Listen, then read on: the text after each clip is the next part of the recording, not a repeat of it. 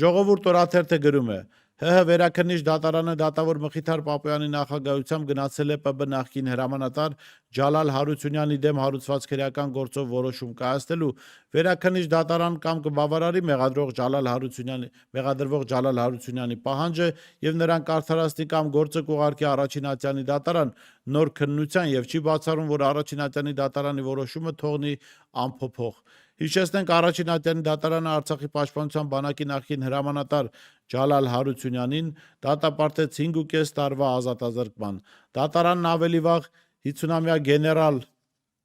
լեյտենանտին մեղավոր էր ճանաչել պատերազմի ժամանակ զինվորական ծառայության նկատմամբ անփույթ վերաբերմունք դրսևորելու համար։ Առաջին ատյանի դատարանի որոշումը բողոքարկվել է վերաքննիչ դատարանում եւ մեղադրվող կողմը